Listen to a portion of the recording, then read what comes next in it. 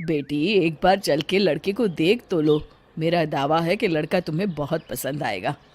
बाला बहुत अच्छा लड़का है। हाँ हाँ बेटी, हम लोग तुम्हारे दुश्मन तो नहीं है।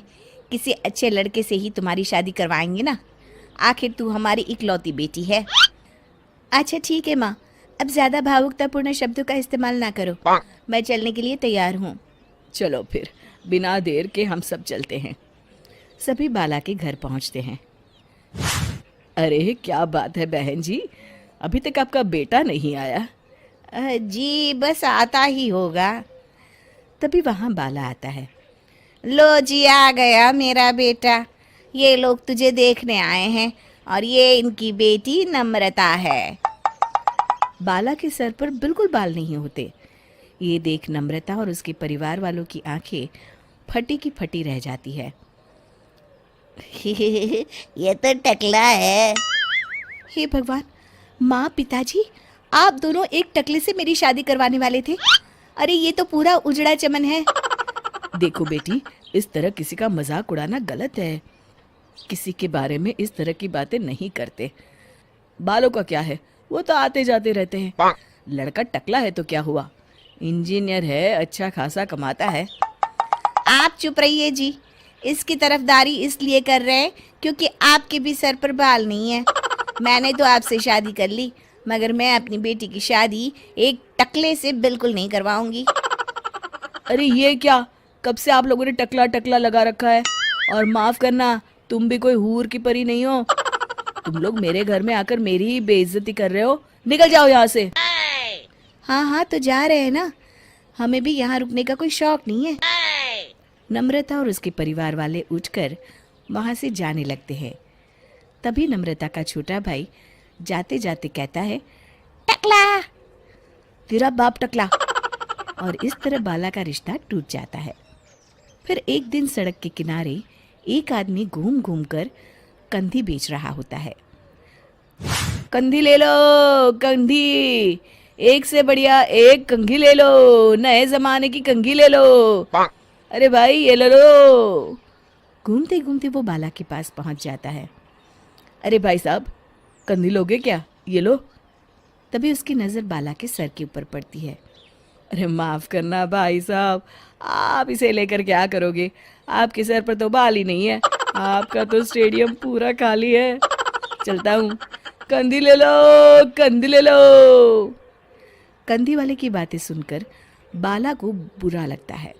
उस समय बाला को ऐसा महसूस होता है कि उसके लिए दुनिया में सबसे कीमती कोई चीज़ अगर है तो वो सिर्फ बाल है। बाला सड़क पर चलते हुए लोगों के बाल बड़े गौर से दिखता है। चलते चलते बाला एक मंदिर के पास पहुंच जाता है। हे भगवान, तुमने ये मेरे साथ क्या किया? थोड़े से बाल अगर मुझे दे देते तो तुम्हारा क्या चला जाता? सारी दुनिया मेरा मजाक उड़ाती है। अरे भाई, आज पहला इंसान देख रहा हूँ जो मंदिर आकर भगवान से अपने लिए बाल मांग रहा है। बेटा, भगवान ने तुम्हें सब कुछ तो दिया है। अच्छी सेहत है, अच्छी नौकरी है। लगता है तुम्हारी तबीयत ठीक नहीं है। घर जाओ, सब ठीक हो जाएगा। बाला वहाँ से चला जाता है। घर पहुंचकर बाला खाना खाता है और अपने कमरे में सोने के लिए चला जाता है। फिर सुबह जब बाला सोकर उठता है तो आईने के सामने अपने आप को देखकर हैरान हो जाता है। बाला के सर पर एकदम घने बाल आ जाते हैं। बाला खुशी से झूम उठता है। अरे ये तो चमत्कार हो गया, मेरे सर पर बाल आ गए। लेकिन ये हुआ कैसे? दोस्तों, अगर आप इस कहानी का दूसरा भाग देखना चाहते हैं तो हमें कमेंट करके ज़रूर बताएं। बेटी, एक बार चल के लड़के को देख तो लो। मेरा दावा है कि लड़का तुम्हें बहुत पसंद आएगा। बाला बहुत अच्छा लड़का है। हाँ हाँ बेटी, हम लोग तुम्हारे दुश्मन तो नहीं है। किसी अच्छे लड़के से ही तुम्हारी शादी करवाएंगे ना। आखिर तू हमारी इकलौती बेटी है। अच्छा ठीक है माँ, अब ज़्यादा भावुकतापूर्ण शब्दों का इस्तेमाल ना करो। मैं चलने के लिए तैयार हूँ। चलो फिर, बिना देर के हम सब चलते हैं। सभी बाला के घर पहुंचते हैं। अरे क्या बात है बहन जी, अभी तक आपका बेटा नहीं आया? जी बस आता ही होगा। तभी वहां बाला आता है। लो जी, आ गया मेरा बेटा। ये लोग तुझे देखने आए हैं और ये इनकी बेटी नम्रता है। बाला के सर पर बिल्कुल बाल नहीं होते। ये देख नम्रता और उसके परिवार वालों की आंखें फटी की फटी रह जाती है। ये तो टकला है। हे भगवान, माँ पिताजी, आप दोनों एक टकले से मेरी शादी करवाने वाले थे। अरे ये तो पूरा उजड़ा चमन है। देखो बेटी, इस तरह किसी का मजाक उड़ाना गलत है। किसी के बारे में इस तरह की बातें नहीं करते। बालों का क्या है, वो तो आते जाते रहते हैं। लड़का टकला है तो क्या हुआ, इंजीनियर है, अच्छा खासा कमाता है। आप चुप रहिए जी। इसकी तरफदारी इसलिए कर रहे हैं क्योंकि आपके भी सर पर बाल नहीं है। मैंने तो आपसे शादी कर ली, मगर मैं अपनी बेटी की शादी एक टकले से बिल्कुल नहीं करवाऊंगी। अरे ये क्या, कब से आप लोगों ने टकला टकला लगा रखा है? और माफ करना, तुम भी कोई हूर की परी नहीं हो।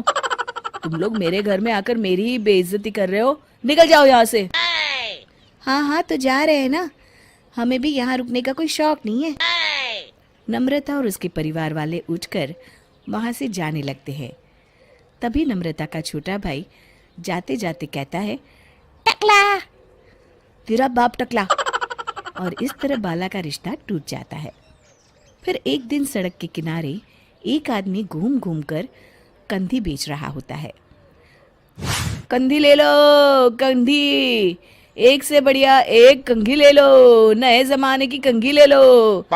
अरे भाई ये ले लो। घूमते घूमते वो बाला के पास पहुंच जाता है।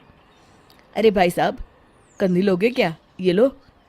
तभी उसकी नज़र बाला के सर के ऊपर पड़ती है। अरे माफ़ करना भाई साहब, आप इसे लेकर क्या करोगे? आपके सर पर तो बाल ही नहीं है, आपका तो स्टेडियम पूरा खाली है। चलता हूँ, कंधी ले लो, कंधी ले लो। कंधी वाले की बातें सुनकर बाला को बुरा लगता है। उस समय बाला को ऐसा महसूस होता है कि उसके लिए दुनिया में सबसे कीमती कोई चीज़ अगर है तो वो सिर्फ बाल है। बाला सड़क पर चलते हुए लोगों के बाल बड़े गौर से देखता है। चलते चलते बाला एक मंदिर के पास पहुंच जाता है।